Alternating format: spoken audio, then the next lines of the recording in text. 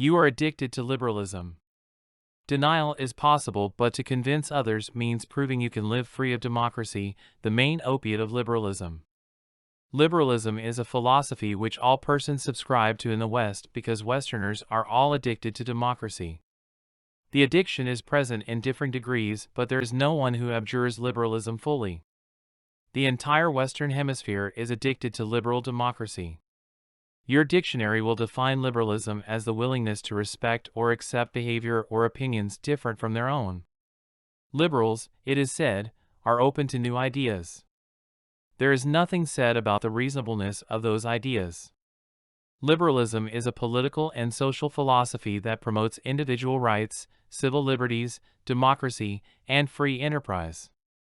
In short, liberalism is a way of life that is not open to the exclusion of anything.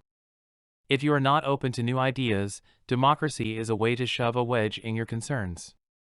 It is clear from this that liberals are virtuous.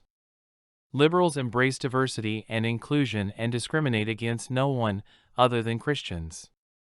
Liberalism gives its followers a religious experience without the inconvenience of God or rules. To be a liberal is to have a path to nirvana. As a liberal who rejects rejection, you are released from any ties to the world. Having no preferences, liberals are no longer tied to physical wants or desires. In an Eastern religion, nirvana represents the ultimate state of soteriological release, the liberation from samsara, the endless cycle of rebirth that is visited on those who cannot let go of physical need. In Buddhism, nirvana refers to the realization of non-self and emptiness. By overcoming all need and wants, one ends the attachment the soul has to the things of this world that keeps the soul wanting rebirth. Freedom is not just freedom to do, it is freedom from. Freedom from the boundaries of this world is freedom from the impacts the things of earth have on us. When one is free of all limits and boundaries, there is a sense of euphoria. Naturally, the question arises as to how to deal with this addiction to freedom. Here we run into the question of why would a liberal or anyone reject freedom? Why would anyone want to be a conservative? Conservatives are considered to be averse to change and nervous about innovation. Conservatives have difficulty moving beyond the traditional values as modeled by their parents and grandparents. The symptoms of a conservative personality are traditionalist, old-fashioned, cautious, timid, and unadventurous. That being said, conservatives also support free enterprise and private ownership. Despite what many think, liberal and conservative are not mirror images. The center of a traditional life is the monogamous family, along with its bifurcated sexual roles and the accoutrements of toxic masculinity. The difference between the left and right is more of degree than absolute differences. The left favors a stronger state, and the right usually favors a weaker one. The right is more about traditional family models, and the left broadens this, but without actually throwing out the idea of marriage. These differences can be attributed to the pivotal points of the two groups. The right's power base is the property class, and the power base of the left is the unpropertied. The propertied want property rights, and the left wants access to the property of the wealthy. The right thinks property belongs to the individual, and the left thinks ownership is a cultural or social construct. The center is the balance of power that shifts left or right depending on whether the economy is doing well or poorly. In times of prosperity, everyone is a capitalist. When the downturn hits, people shift towards socialism. It could be said that the cure for socialism is a prosperous economy. But how do we create prosperity if the policies of the right exacerbates the concentration of wealth? Freedom for liberals means socialized property.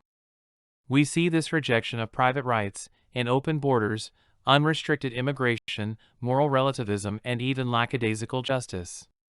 Why treat a person harshly for taking what, in one sense, belongs to them? To overcome the addiction to liberalism requires faith. It is not about trying to understand liberalism and how it differs from conservatism. The freedom of a liberal means there is no system of comparison, no determination of legitimacy. Everything is justified within liberalism, and all paths have equal merit. Diversity does not just mean there are differences, it means there are no standard of comparison. There is such a wide range of variation that any attempt to impose norms will be doomed to failure. This means that liberals have lost all means of discrimination, not just in the positive sense of unmerited bias, but also in the positive sense of knowing good from evil. If we wanted to give liberals the benefit of the doubt and justify their ideas so far as it is possible, we could argue that no one has the right to prioritize his cultural norms over others. In the normal course of events, this might seem rational. But what can we have faith in? Are we not to criticize cannibals or minor attracted persons? Are mass murderers and rapists beyond condemnation? At some point we have to draw a line. We cannot simply allow everything. But the line is not drawn around sexual preference or political ideology. These things are important, but they are not the central issue. It is not that a person's sexuality is not something to be concerned about, but to focus on sexual orientation misses a great many other things, perhaps less important but still worth considering. The line between left and right is actually drawn between two theocracies. Liberalism is a type of theocracy even if it does not have a god similar to Christianity's. We can better understand liberalism by looking at the Eastern version of theocracy. Eastern theocracy has gods, but their gods are lawgivers. Their power is not grounded in faith. They are theocracies of fear, for law is a way around fear and a way to handle fear. Laws give the theocrats power over property. Direct power is the use of muscles and technology to overpower resistance and permit control over property. But the power of Eastern theocracy is its law and its ability to use law to control access to goods and services. Jailing someone is a case in point. This exercise of power through the threat of force and restricting access to property is manifested as the right and power to create law. The regulatory state is a form of Eastern theocracy. The law is a threat of force. If the law is not followed, physical means are used to force compliance. Liberalism cannot be combated by legal systems and state-sponsored institutions. Democracy and the justice system are liberal institutions.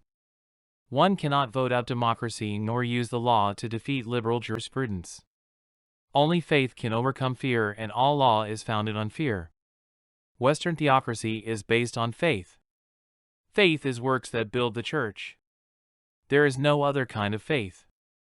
They are not works of faith if they are actions that do not benefit the faithful. This is why there is such clear line between the theocracies. It is why we can only have one master and why the two systems are inversely related. To build up the faithful is to divest the state and its legal system. There are two theocracies and two ultimate gods and two groups of people, comprising two distinct races. The understanding that there is no overlap is the most important thing a person can accept as true. The Eastern theocracy and all of its tributaries are parasitic. The law is meant to maintain order under threat of prosecution, but part of that order is submission to the exactions of the state. At root, the law is a gun pointed at a person's head. The law declares, deliver or die. To create a trust and build up the body of Christ is to divert money from the state into the Christian theocratic community.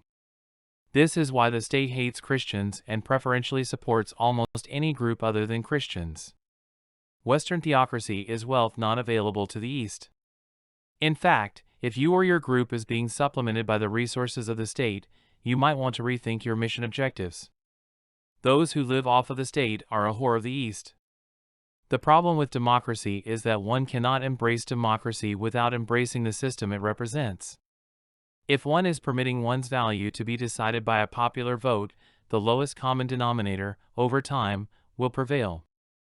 People are rarely attracted to the highest moral model. People follow the thief, liar, and the deceitful quicker than the saint.